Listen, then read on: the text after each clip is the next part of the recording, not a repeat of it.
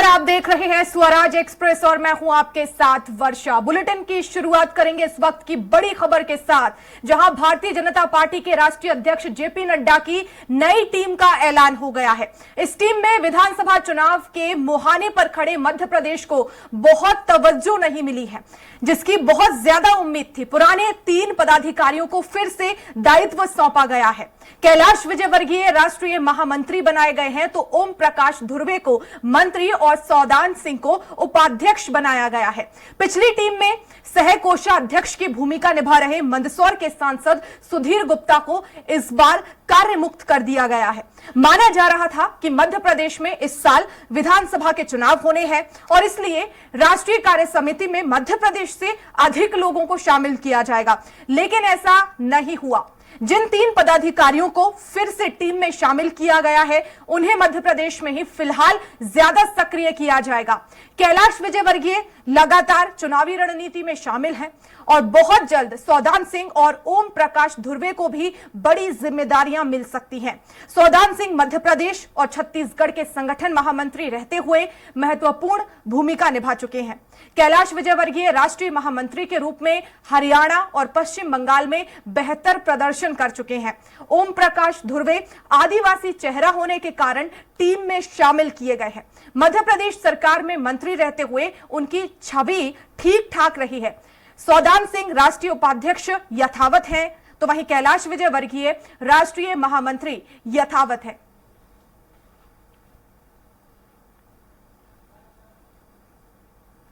तो नड्डा की नई टीम का ऐलान हो गया है। कौन इन कौन आउट, इस पर हम चर्चा करेंगे। किसे महत्वपूर्ण जिम्मेदारी मिली है और कौन कार्य मुक्त हुआ है, इस पर भी हम चर्चा करेंगे।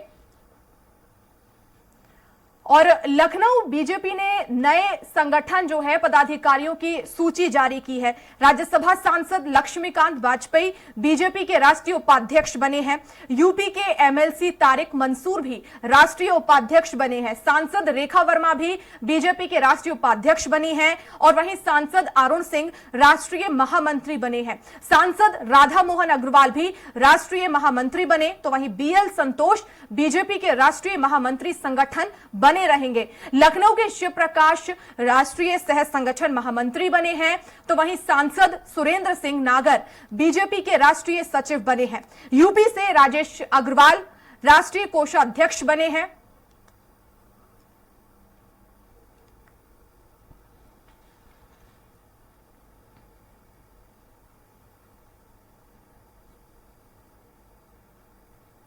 और इसी पर हम चर्चा करेंगे। हमारे साथ state editor Ajay Tripathi ji live जुड़ गए हैं और साथ ही साथ घनश्याम निशान चौरसिया लखनऊ से लाइव जुड़ गए हैं। सबसे पहले अजय जी, आप ही से सवाल है, नड्डा की नई टीम का ऐलान हुआ है, 38 इसमें सदस्य शामिल किए गए हैं, लेकिन सवाल भी तमाम है, कौन से ऐसे चेहरे हैं जिन्हें मुक्त किया गया, कौन से नए चेहरे हैं। लेकिन सबसे पहला सवाल यही है कि आने वाले 5 राज्यों के विधानसभा चुनाव और लोकसभा चुनाव को देखते हुए आखिर ये टीम कितनी महत्वपूर्ण? देखिए, लोकसभा चुनाव में बढ़ता भी काफ़ी समय, लेकिन मध्य प्रदेश और छत्तीसगढ़ में विधानसभा के चुनाव है, तो तमाम संभावनाएं थी कि छत्तीसगढ़ और मध्य प्रदेश को ज़्यादा तवज्जो मिलेगी। लेकिन हम मध्य प्रदेश की बात करें तो मध्य प्रदेश को बहुत तवज्जो नहीं मिली है जो उम्मीदें की जा रही थी। कैलाश विजयवर्गीय जाना पहचाना चेहरा हुआ है, भारतीय जनता पार्टी के राष्ट्रीय महामंत्री पिछले लंबे समय से हैं। कैलाश विजयवर्गीय को रिपीट कर दिया गया है।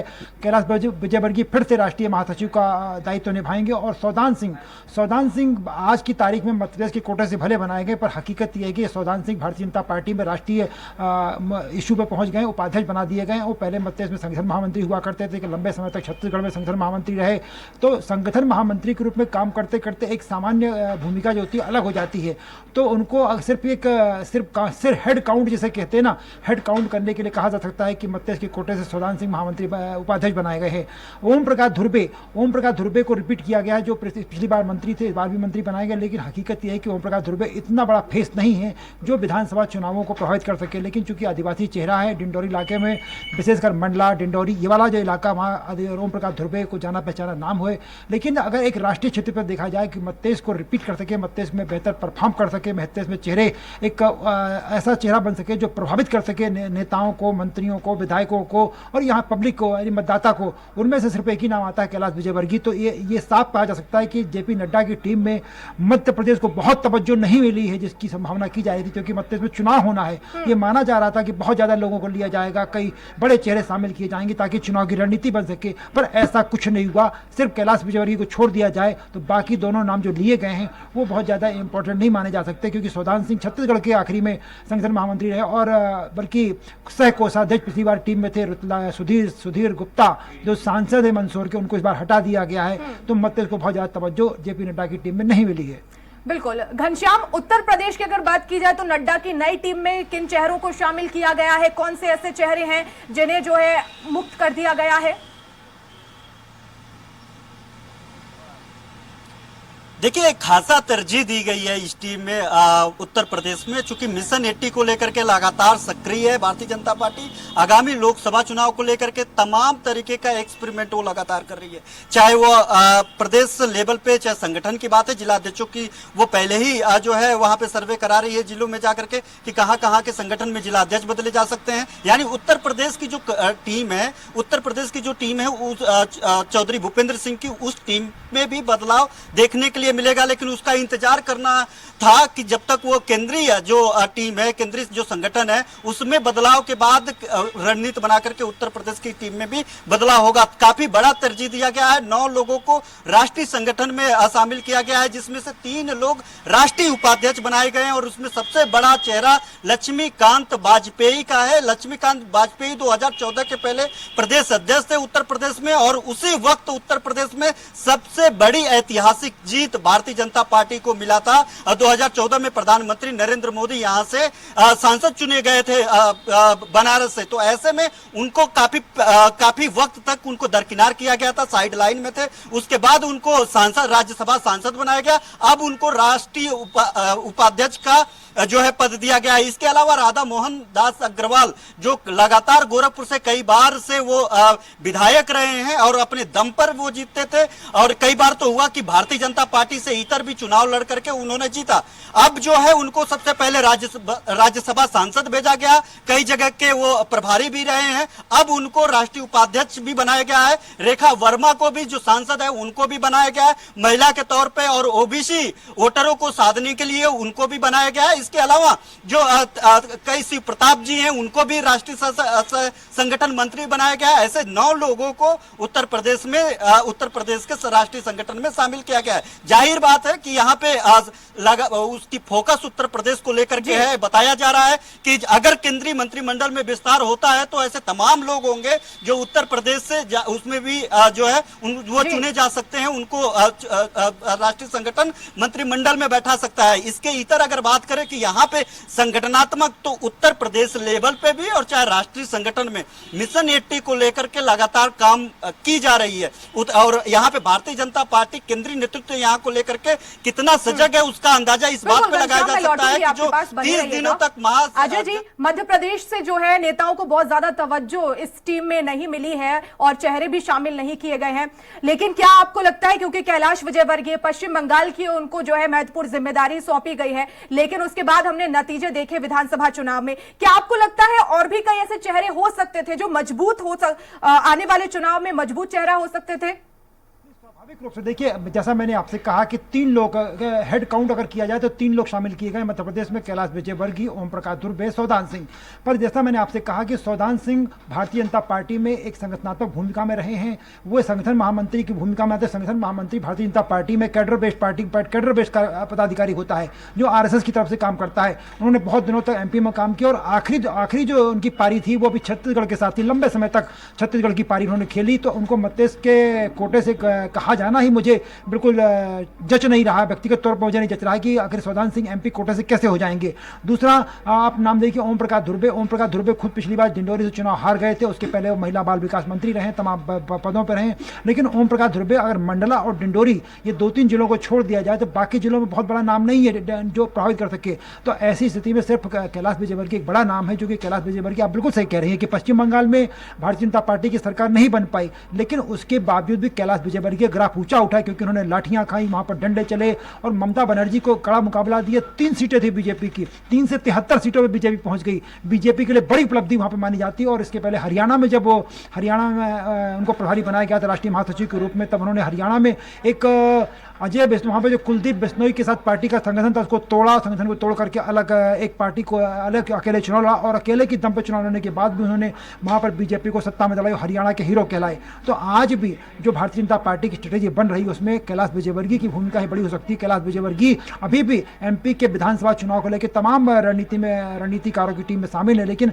अगर मत्तेज को और पदाधिकारी मिल जाते तो हो सकता है कि एक मजबूत पदाधिकारियों की टीम अगर बन जाती तो शायद मत्तेज को और बेहतर परफॉर्म कर सकता था। जी बिल्कुल। दो नए चेहरे जो अजय जी, क्योंकि सौदान सिंह और ओम प्रकाश धुर्वे, जैसा कि आप भी जिक्र कर रहे हैं कि कई और पदाधिकारी इसमें हो सकते थे जिन्हें शामिल किया जाए, लेकिन क्योंकि ओम प्रकाश धुर्वे आदिवासी चेहरा है, 2018 का नतीजा हमने देखा, आदिवासी जो वोट बैंक है छिटक कर कांग्रेस में गया, तो क्या एक बड़ी वजह यहां पर यही हो सकती है कि धुर्वे को जो है यहां पर यह जिम्मेदारी सौंपी गई है? स्वाभाविक रूप से मैंने भी आपसे कहा कि मैं आपसे सहमत हूँ बिल्कुल कि ओम प्रकाश धुर्वे को सिर्फ इसलिए लिया गया क्योंकि पिछली बार भी वो पार्टी में राष्ट्रीय पदाधिकारी थे, मंत्री की भूमिका में थे, और चूंकि अगर उनको हटा दिया जाता तो इसका मैसेज ठीक नहीं जाता आदिवासी के खेमे में, इसलिए उनको रखा जाना मजबूरी थी पार्टी की। और लेकिन बहुत प्रभावी चेहरा नहीं, जैसा मैंने आपसे कहा कि अगर मंडला और डिंडोरी 2-3 इलाकों को छोड़ दिया जाए तो बहुत ज़्यादा प्रभावी चेहरा नहीं है, और एक मंत्री के रूप में भी बहुत ज़्यादा हाइप वाले मंत्री नहीं रहे। वो महिला मत्तेज की सरकार में मंत्री रहते समय उन्होंने जो भी काम किए, हाँ उनकी छवि बहुत ज़्यादा दागदार नहीं है, बहुत ज़्यादा दागदार छवि ना होने के, लेकिन उनका जो एक एक्सपोजर है वो बहुत कम है। ऐसी स्थिति में भारतीय जनता पार्टी के लिए वो बहुत बड़ी भूमिका निभा पाएंगे, इसमें कोई बहुत ज़्यादा तवज्जो नहीं दी जा सकती। लेकिन सौदान सिंह एक अच्छे कुशल संगठक हैं, इसमें दो राय नहीं है, लेकिन कुशल संगठक होने के नाते उन्होंने आखिरी जो जिस तरह से पारी छत्तीसगढ़ में बिताई थी, छत्तीसगढ़ में उन्होंने संगठन महामंत्री के रूप में बड़ी भूमिका निभाई थी, सरकार बनाने में बड़ी भूमिका निभाई थी। रमन सिंह से उनका जो सामंजस्य था वो बहुत अच्छा था। ऐसी स्थिति में उनको मत्तेज कोटे से ला करके, और मत्तेज में भी वो सक्रिय भी नहीं है, तो मुझे लग रहा है कि अगर सौदान सिंह की जगह पर किसी अन्य नेता को जिम्मेदारी मिलती जो एमपी में सक्रिय हो पिछले काफी समय से और चुनाव में बढ़िया भूमिका निभा सके तो मत्तेज के लिए ज्यादा फायदेमंद होता। जी जी बिल्कुल। और रायपुर से हमारे साथ स्वाति लाइव जुड़ गई हैं। स्वाति, रमन सिंह का दबदबा अभी भी कायम है, कांग्रेस तमाम आरोप लगाती रही है कि देखिए कितनी तवज्जो मिल रही है भारतीय जनता पार्टी की तरफ से और साइड लाइन कर दिए गए हैं रमन सिंह, लेकिन दबदबा अभी भी कायम है। जी बिल्कुल, ये इस नई लिस्ट में जो जेपी नड्डा जी की केंद्रीय राष्ट्रीय जो लिस्ट आई है बीजेपी की, उसमें बिल्कुल देखा जा सकता है, जहां एक तरफ रमन सिंह पूर्व मुख्यमंत्री छत्तीसगढ़ उनका नाम शामिल है, तो वहीं सरोज पांडे सांसद राज्यसभा उनका भी नाम शामिल है, तो वहीं एक नया चेहरा जो है वो छत्तीसगढ़ से जुड़ा है लता उसेंडी का, जो यहाँ की फॉर्मर मिनिस्टर रही है। पूर्व में उन्होंने महिला एवं बाल विकास जो है वो देखा है, यहाँ से कोंडागांव के विधायक हैं, तो बिल्कुल आदिवासी चेहरा उनको माना जाता है, उनका नाम जो है वो इस नई लिस्ट में शामिल हुआ है। तो नई लिस्ट बिल्कुल बता रही है कि पूर्व मुख्यमंत्री डॉक्टर रमन सिंह का बीजेपी में अभी भी दबदबा कायम है। पहले भी वो उपाध्यक्ष की भूमिका में रहे हैं और अभी भी उसी भूमिका में है लगातार। इसके बाद सरोज पांडे की अगर हम बात करें तो दुर्ग सांसद सभा सीट से, दुर्ग लोकसभा सीट से वो सांसद है, तो राज्यसभा में इस वक्त उनकी दावेदारी जो है वो निश्चित है। तो इस हिसाब से भी अगर हम देखें तो वो पहले भी बीजेपी का जो राष्ट्रीय नेतृत्व है उसमें रही है। नया नाम जो इस बार जुड़ रहा है वो नया नाम है लता उसेंडी का।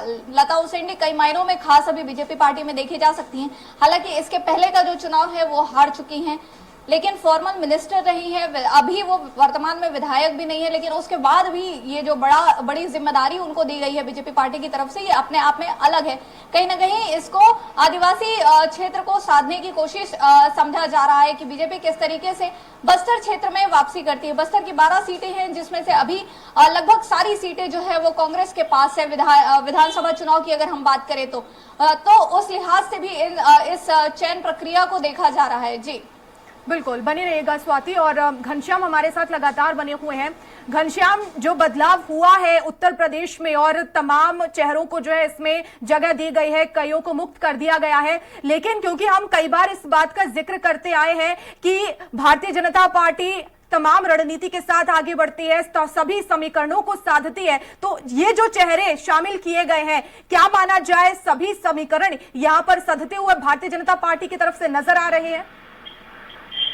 बिल्कुल, निश्चित तौर पर पश्चिमी उत्तर प्रदेश हो, चाहे मेरठ की सांसद है वो वहाँ हो, या फिर मध्य की बात है, पूर्वांचल की बात है, पूर्वांचल गोरखपुर से उन्होंने राधा मोहन दास अग्रवाल को ले लिया है, मेरठ से खुद लक्ष्मीकांत वाजपेयी की है, रेखा वर्मा सांसद है पश्चिम से, लखनऊ से भी उन्होंने कुछ किताब को लिया है, कुछ किताब जी जो है इकलौते जो है लखनऊ से जुड़े हुए हैं। तो ऐसे में उन्होंने चारों तरफ से और जातिगत समीकरण को देखते हुए का हिस्सा बनाया है। साफ जाहिर है कि 2014 में जिस तरीके से रिजल्ट आया लोकसभा चुनाव में, पहली बार प्रधानमंत्री नरेंद्र मोदी बने, तो उसमें उत्तर प्रदेश की सबसे अहम भूमिका थी। उत्तर प्रदेश में जो माहौल बना, उत्तर प्रदेश में जो माहौल बना करके पूरे देश भर में इसका जो फायदा लिया गया, उसमें सबसे महत्वपूर्ण भूमिका थी जो है लक्ष्मीकांत वाजपेयी की। इसीलिए उनको राष्ट्रीय उपाध्यक्ष बनाया गया है कि 2014 जैसा माहौल फिर से बना करके देने की उनके कंधों की जिम्मेदारी होगी। इसीलिए चुनाव के कुछ दिन पहले जब राज्यसभा चुनाव था तो इसमें उनको टिकट दिया गया, उनको जिता करके राज्यसभा सांसद बनाया गया। इसके अलावा राजेश अग्रवाल को उन्होंने राष्ट्रीय कोषाध्यक्ष का पद दिया है और खासतौर से माने जाते हैं कि उत्तर प्रदेश में मंत्रिमंडल में शामिल थे। पिछली सरकार में योगी के पहले कार्यकाल में उनको यहाँ से हटा दिया गया था। राष्ट्रीय संगठन में उनको बताया गया कि राष्ट्रीय संगठन के लिए मुफीद है, उत्तर प्रदेश के लिए मुफीद है, उनको भी शामिल किया गया है, दोबारा उनको शामिल किया गया। तो जिस तरीके से ये समीकरण है उत्तर प्रदेश का, इस समीकरण को देखते हुए इन्होंने इस बार 9 लोगों को तरजीह दिया है, जो एक बड़ी संख्या बताई जा रही है। ये 38 लोगों ने 9 लोगों को सिर्फ उत्तर प्रदेश राज्य के सबसे बड़ा राज्य भी है और सबसे बड़ा फोकस, सबसे ज्यादा फोकस उत्तर प्रदेश में ही है इनका, क्योंकि मिशन 80 को लेकर के अभी 64 सीटें की, जो चुनाव उन्होंने जीता 66 सीटें हो गई। 80 में 66 सीटें जीतना भी एक बड़ा अप्रत्याशित जो है इनके लिए लाभदायक रहा है। और यही विजन और यही जो उनको वो बना हुआ है, उनको कॉन्फिडेंस जो बना हुआ है, उसी को लेकर के मिशन 80 को लेकर के लगातार तैयारियां कर रहे हैं। यही कारण है कि अब उत्तर प्रदेश में भी मंत्रिमंडल में बदलाव देखने के लिए मिल सकता है। और ऐसे में जो यहाँ पे तैयारियां की जा रही है, समीकरण जो साधा जा रहा है, वो इस बाबत साधा जा रहा है कि जितने भी जो नेता अब शामिल किए जाएंगे, चाहे संगठन में, चाहे सरकार के मंत्रिमंडल में, वो जो जातिगत जो नेता होंगे, जातीय जो नेता होंगे, जिनके पीछे उनके जाति के लोग ज्यादा होंगे, उनको तरजीह दी जा रही है। और जो यहाँ से बहुत सारे ऐसे तमाम मंत्री जिनको इस बार जो है लोकसभा चुनाव लड़ाया जाएगा, यहाँ से मंत्रिमंडल हटा करके लोकसभा चुनाव लड़ाने की भी कवायद चल रही है। तमाम तरीके से यहाँ पे समीकरण बनाए जा रहे हैं और उसी समीकरण का एक हिस्सा अब देखिए नड्डा की टीम का घोषणा होता है तो उसमें 9 लोगों को, उत्तर प्रदेश के लोगों को शामिल किया जाता है। और अब आगामी जो है, अब देखने वाली बात होगी कि कितने उत्तर प्रदेश के जो उस टीम का हिस्सा बन रहे थे, अगर किसी तरीके की अंदर जो है, यही कारण है कि पॉइंट टू पॉइंट कदम तो एक कदम के बाद दूसरी कदम बड़ा फूट करके भारतीय जनता पार्टी उत्तर प्रदेश को लेकर के उठा रही है। बिल्कुल, मिशन 80 का लक्ष्य जो है वो कैसे पूरा होगा, ये देखने वाली बात होगी। घनश्याम बने रहिएगा। अजय जी हमारे साथ लगातार बने हुए हैं। अजय जी, मध्य प्रदेश से हम इससे भी पहले जिक्र कर रहे थे कि बहुत ज्यादा तवज्जो नहीं दी गई है और ये भी कहते आए कि भारतीय जनता पार्टी जो है वो हर चीज को बहुत जल्दी भांप लेती है और उस पर काम करना शुरू कर देती है। अमित शाह लगातार बैठ के ले रहे हैं, ज्यादा बदलाव नहीं किया गया। आपको क्या लग रहा है मध्य प्रदेश में इस बार, क्या ये लग रहा है कि बहुत जल्दी आसान है, मध्य प्रदेश जो है अब चुनाव के मुहाने पर खड़ा है, किला फतेह कर लिया जाएगा?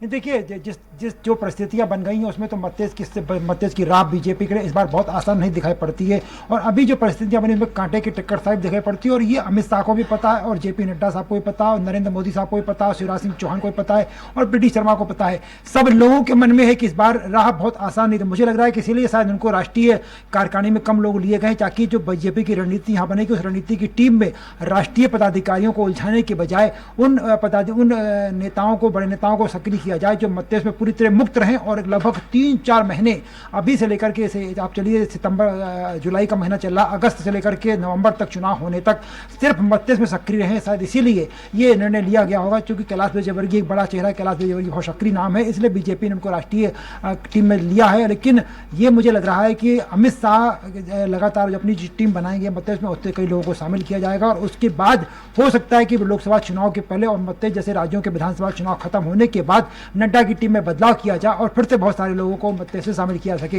ये उम्मीदें बहुत ज्यादा हैं, क्योंकि मध्य में तमाम ऐसे नेता हैं जो बेहतर काम करते हैं, राष्ट्रीय नेटवर्क पे काम करते हैं, लेकिन फिलहाल